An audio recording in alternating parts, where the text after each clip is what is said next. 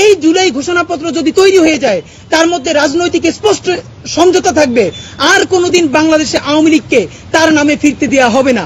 এখানে দিল্লির প্রেসক্রিপশনে আর কোনোদিন রাজনীতি করতে দেওয়া হবে না। জাতির এই মুহূর্তে প্রত্যেকটা রাজনৈতিক দল তার অনেক কিছু জানা সত্ত্বেও তাদের নিজেদের কারণেই সেটা প্রকাশ করছে না। ডক্টর ইউনূস সাহেব বলেছেন যে উনি পদত্যাগ করতে চান, উনি যে 48 ঘন্টা একটা সময় নিয়েছেন সেই 48 ঘন্টা আজকে শেষ হয়ে যাবে। এর মধ্যে রাজনৈতিক দলগুলোর বিভিন্ন কার্যক্রম। তো এই ক্রাইসিসটা ঠিক কখন শুরু হলো আপনারা যদি খুব ভালো করে দেখলে দেখবেন এর চেয়েও বেশি সমস্যা, অনেকগুলো আন্দোলন, শাহবাগে আরো অনেক ধরনের সমস্যা, পুরো রাস্তাঘাট বন্ধ হয়ে যাওয়া, রাহাজানি, ছিনতাই, এগুলো কিন্তু বেড়ে গিয়েছিল।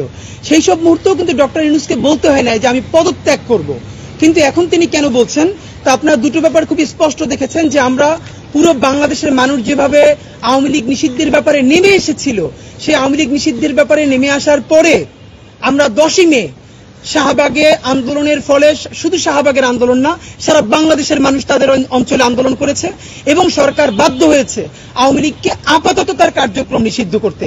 আপনারা জানেন এই বাংলাদেশের মধ্যে অনেকে যেরকম বলে ডিপ স্টেট হোক বা অন্যান্য স্টেট হোক, আওয়ামী লীগের শুধু আইকনটা এখান থেকে পালিয়েছে, ফ্যাসিস্ট আইকনটা।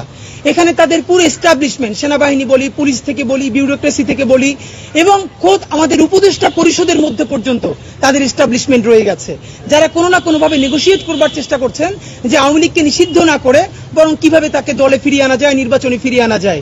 এর প্রমাণ হিসেবে আমরা উপদেষ্টাদের মধ্যে বক্তব্য দেখেছি কখনো গুড আওয়ামী লীগ, ব্যাড আওয়ামী লীগ, এই কথা নিয়ে তারা বলতেন। তারা নির্বাচন, ইভেন ডক্টর ইউনূসও কোনোভাবে বলেছেন যে নির্বাচনে তারা আসবে কিনা এটা জনগণ সিদ্ধান্ত নেবেন। তো আমরা জনগণ যখন রায় দিয়েছে, সরকার বাধ্য হয়েছে এই আওয়ামী লীগকে নিষিদ্ধ করতে। আপনারা খুবই খেয়াল করেন সেদিন সরকার দুটো কথা বলেছে, আওয়ামী লীগের কার্যক্রম নিষিদ্ধ করা হয়েছে, একই সাথে আমরা জুলাই ঘোষণাপত্র দাবি করেছিলাম যে এই ঘোষণাপত্র দিতে নিয়েও আবার রাজনৈতিক বিভেদের কারণে দেওয়া যায় নাই, এবং সরকার 30 কার্যদিবস চেয়েছিল। তিনি বলেছে 30 কার্যদিবসের মধ্যে সরকার রাজনৈতিক সকল স্টেক হোল্ডারদের সাথে কথা বলে জুলাই ঘোষণাপত্র জারি করবেন। আপনাদেরকে স্পষ্ট বলে রাখি, যতক্ষণ না পর্যন্ত জুলাই ঘোষণাপত্র জারি হয় ততক্ষণ পর্যন্ত আওয়ামী লীগ যে নিষিদ্ধ হয়েছে এটার কোনো কার্যকারিতা নাই। এর কারণ এই সরকার একটা সাময়িক নিষেধাজ্ঞা দিয়েছেন এবং সেটা নির্বাহী আদেশেই দিয়েছেন। এটা চূড়ান্ত হবে ট্রাইব্যুনালের আদালতের রায়ের মাধ্যমে এবং দীর্ঘ বিচারিক প্রক্রিয়ার মধ্যে। তো কালকে বা পরশু যদি নির্বাচন হয়ে যায়, পরের যে কোনো সরকার এসে দিল্লির প্রেসক্রিপশনে যদি সেই সাময়িক প্রত্যাহার তুলে নেয় তাহলে কিন্তু আওয়ামী লীগের ফিরে আসতে আর কোনো বাধা নাই। দ্বিতীয়ত আপনাদেরকে জানাই, জুলাই ঘোষণাপত্র যদি না হয়, শুধু ঘোষণাপত্র হলেই হবে না, সেই ঘোষণাপত্রকে সাংবিধানিক মর্যাদা দিয়ে জুলাই সনদ প্রকাশ করতে হবে। সেটা না হলে ঠিক সিপাহী বিপ্লবে, এই বিপ্লবে অংশগ্রহণ করার অপরাধে আমাদের হাজারো লক্ষ, আমাদের বাবা, আমাদের ভাই, আমাদের পূর্বপুরুষ জগন্নাথ বিশ্ববিদ্যালয়ের সামনে বাহাদুর শাহ পার্কে তাদেরকে গাছের সাথে ঝুলিয়ে শুধু ফাঁসি দেওয়া হয় নাই, দিনের পরে দিন তাদের লাশটা ঝুলিয়ে রাখা হয়েছিল যাতে ব্রিটিশদের বিরুদ্ধে আর কেউ কোনোদিন আন্দোলন করার সাহস না দেখায়।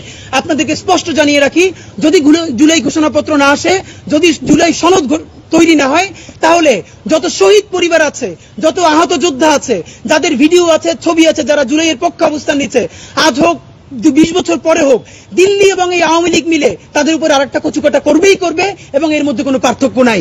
এই জুলাই ঘোষণাপত্র যদি তৈরি হয়ে যায় তার মধ্যে রাজনৈতিক স্পষ্ট সমঝোতা থাকবে, আর কোনোদিন বাংলাদেশে আওয়ামী লীগকে তার নামে ফিরতে দেওয়া হবে না। এখানে দিল্লির প্রেসক্রিপশনে আর কোনোদিন রাজনীতি করতে দেওয়া হবে না। বাংলাদেশের কোন রাজনৈতিক দল নিজের ক্ষমতাকে কুক্ষিগত করবার জন্য স্বাধীনতা, সার্বভৌমত্ব অন্য কোন দলের কাছে, অন্য কোন দেশের কাছে বিকিয়ে দিতে পারবে না। এবং সেই জুলাই ঘোষণাপত্র সাংবিধানিক মর্যাদা পেলেই তখন এই আওয়ামী লীগের নিষেধাজ্ঞা চূড়ান্তভাবে কার্যকর হবে।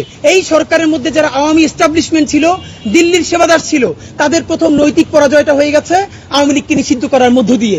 এখন তাদের আর একটা মাত্র কাজ, তাদের সর্বশেষ কাজ বাকি। এটা যদি করতে পারে তাহলে তারা মোটামুটি টিকে থাকবে, আর নয়তো তাদের পুরো মেরুদণ্ড ভেঙে যাবে। সেটা হলো জুলাই ঘোষণাপত্রকে ব্যাহত করা।